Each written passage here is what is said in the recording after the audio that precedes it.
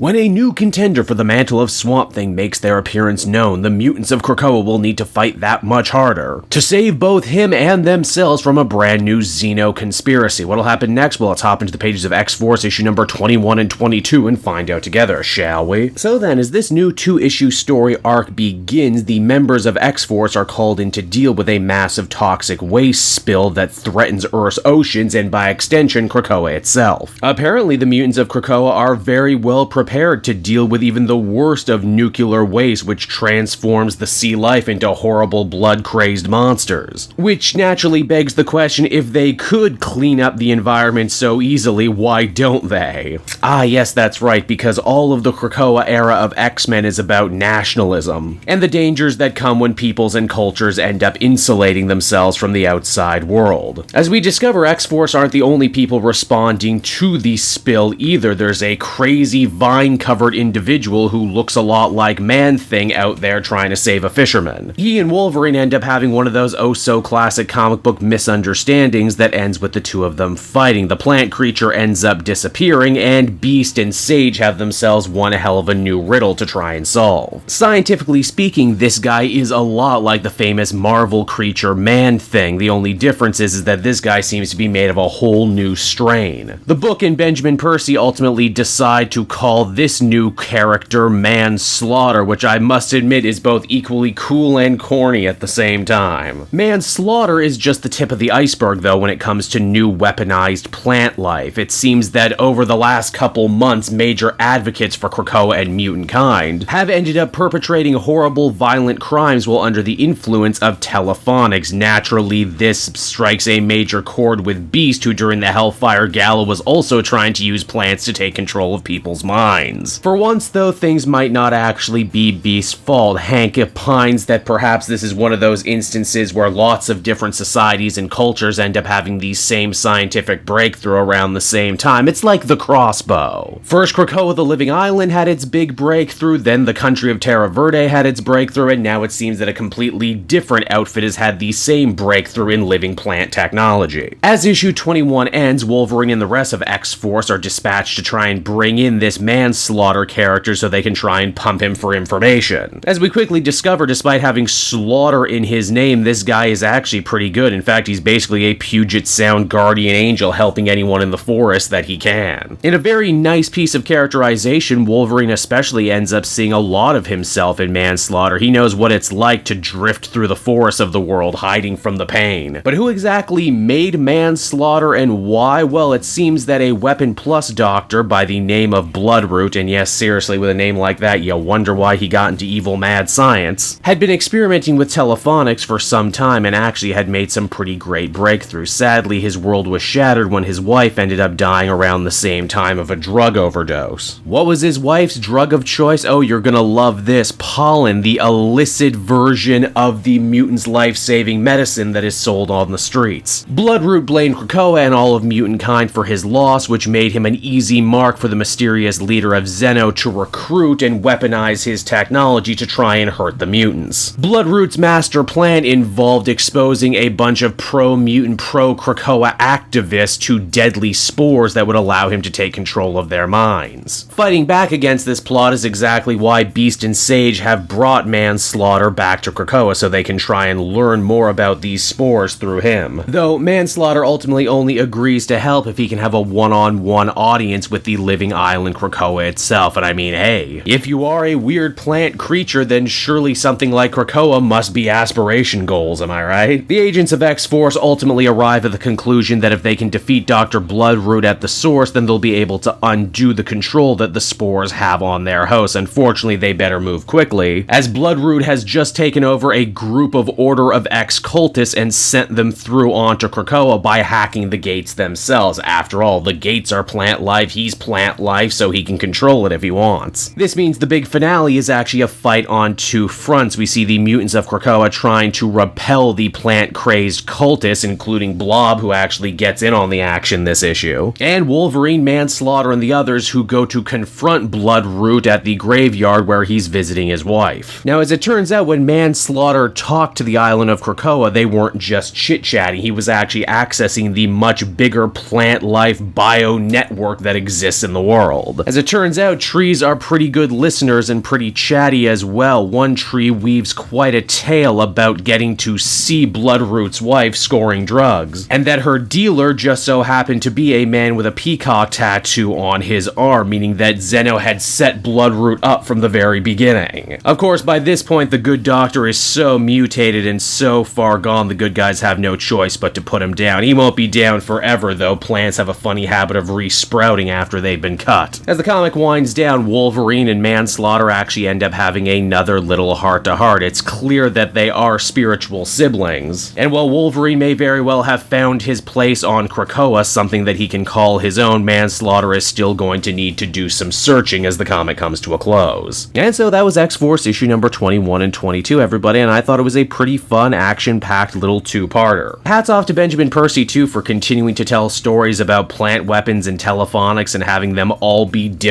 I kept waiting for diminishing returns in this story, but it never happened. It's just a very interesting topic and one that relates to Krakoa quite well. After all, the mutants live on a big living island. And this story calls into question how the mutants may be relating and affecting their home, and how Krakoa could very easily be affecting them and they wouldn't even know. I also thought this issue did a good job with Zeno, too, as an organization. It feels like they haven't gotten much development in the last couple arcs, but this story does a good job showcasing just how devious and underhanded they can be when compared to other anti-mutant groups like Orchis. I ended up really enjoying this story arc, especially getting to read issues 21 and 22 back-to-back with each other, which is why I think I'd feel comfortable giving it an 8.5 out of 10.